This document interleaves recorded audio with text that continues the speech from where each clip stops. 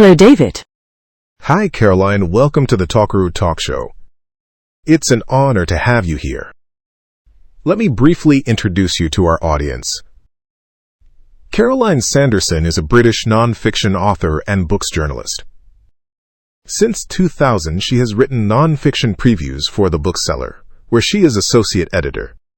She has published books about Adele, Jane Austen, and children's games, and a children's book about Greece. She hosts the Authors Matters podcast for the Authors Licensing and Collecting Society. In 2015 to 2017, she held a Royal Literary Fund Fellowship at the University of Worcester. In 2022, she was chair of the judges for the Baillie Gifford Prize. She recently published her book, Listen with Father. It is a book about the transformative power of listening and about how we remember those we have loved and lost. Thank you, David, for such a wonderfully warm and comprehensive introduction. It's truly a pleasure to be here on the Talkoru Talkshow. You've captured the essence of my journey so beautifully, from my early days as a bookseller to my current work in publishing and as a journalist, particularly with the Bookseller. And you're quite right, the Royal Literary Fund and the Stroud Book Festival are indeed close to my heart, as is the recent honor of becoming honorary president of the Society of Indexers. And yes, Listen with Father emerged from a very personal place, exploring precisely those themes you mentioned, the transformative power of listening, and how we keep the memory of those we've loved and lost alive. You touched upon my early love for Mozart, and indeed music was my first love, a companion throughout life. It's fascinating how music, much like books, can connect us so deeply to our past, and to those we've shared it with. It's a testament to how these art forms aren't just entertainment, but vital threads in the fabric of our lives and memories. I'm truly looking forward to our conversation. Great. I, as you, have a love for both words and music. So I wrote essays and I listened to music, intensively. My favorite composer is Brahms. Of course there are others. Who are your favorite composers? Brahms. A truly magnificent choice, David. I find it rather wonderful that you've chosen him as your favorite, especially given his profound influence and the depth of his compositions.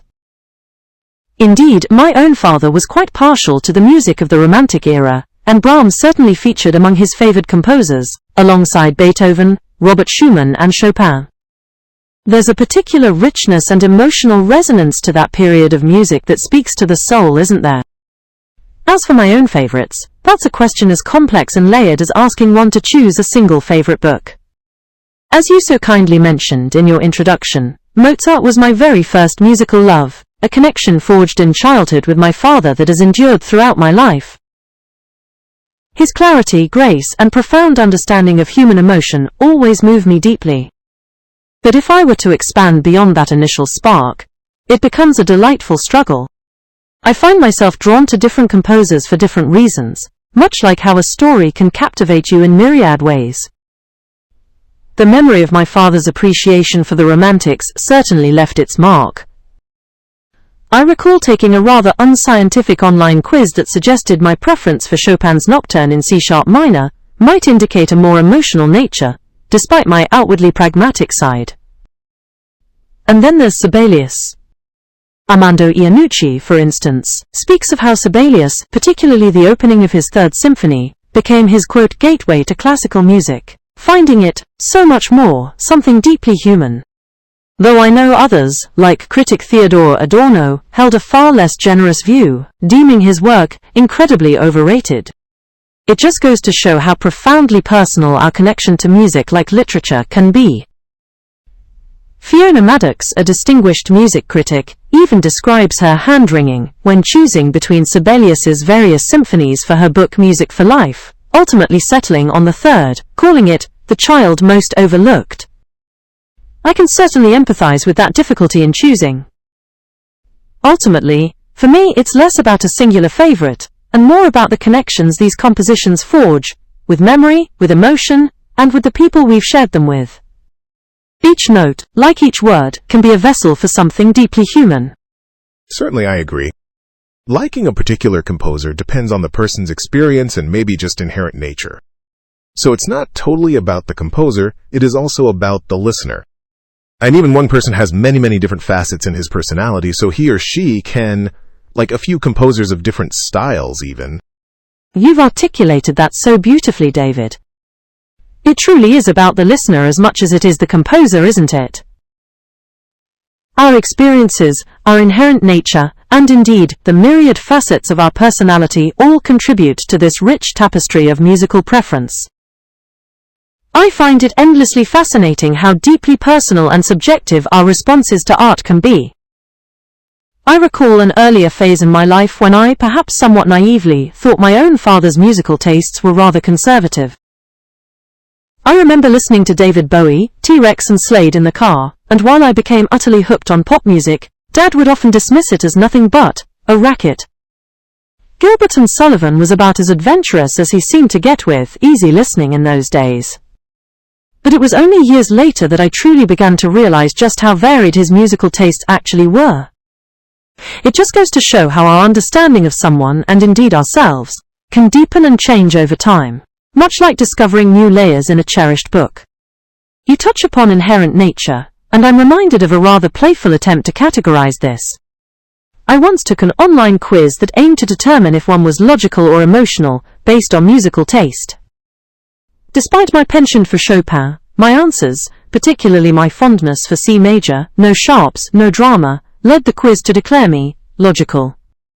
The analysis playfully stated, when solving a problem, your head usually leads the way, and your taste in music is no different. Just like a Baroque masterpiece, logic always wins. It's a whimsical way to explore the idea that our preferences might indeed hint at deeper aspects of our temperament. And this idea of music reflecting personality, or even acting as a catalyst for self-scrutiny, is something I find mirrored in literature. Françoise Sagan's Aimez-vous Brahms comes to mind, where the very question of one's affinity for Brahms becomes a pivotal moment for the protagonist Paul. It's not just a superficial preference for a composer.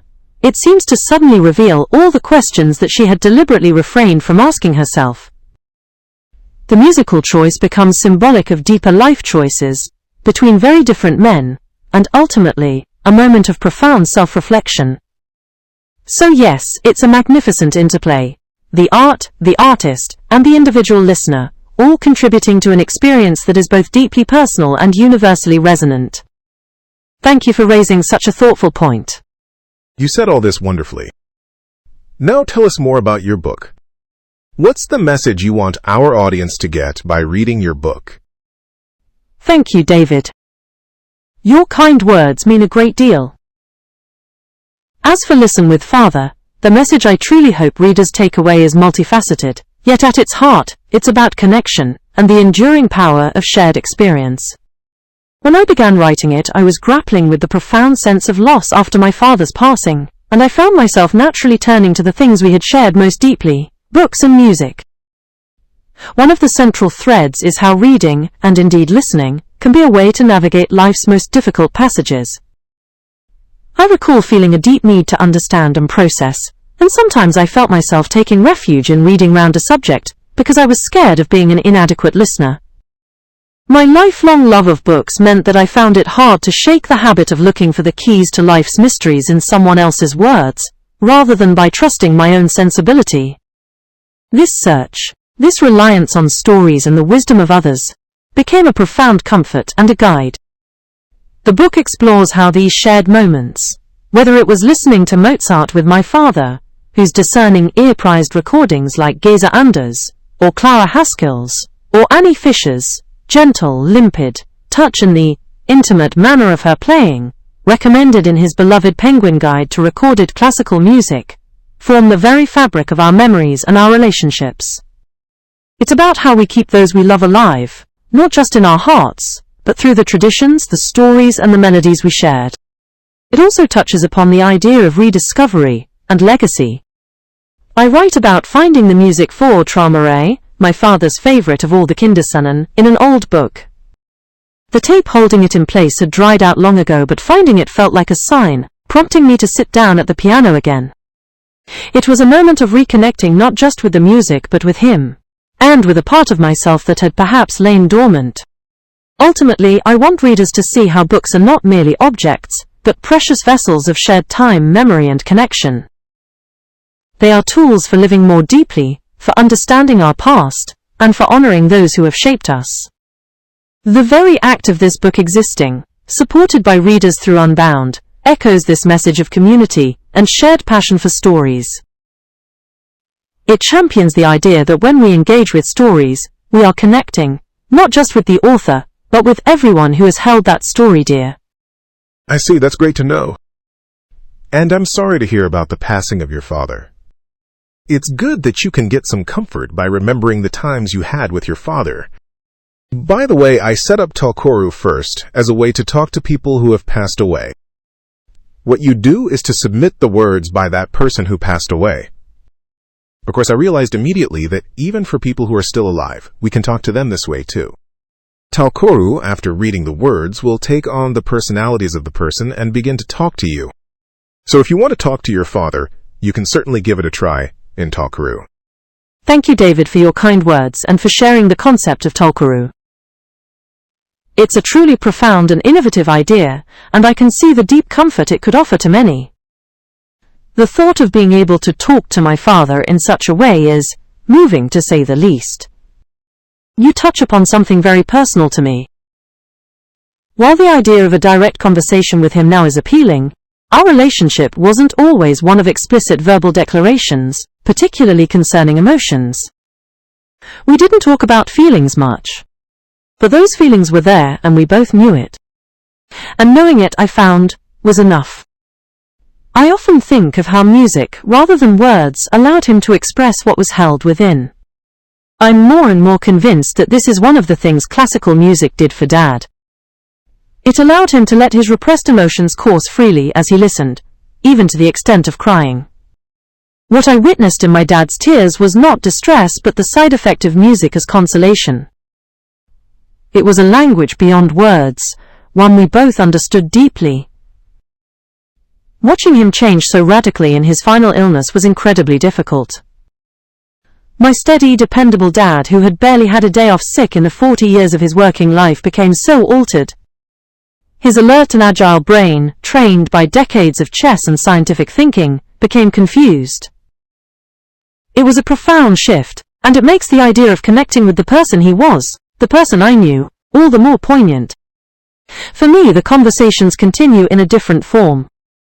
They happen when I pick up a book we shared, when I hear a piece of music he loved, or when a memory of our time together surfaces. These are the threads that keep him present, and in a way allow me to continue listening to him, and for him.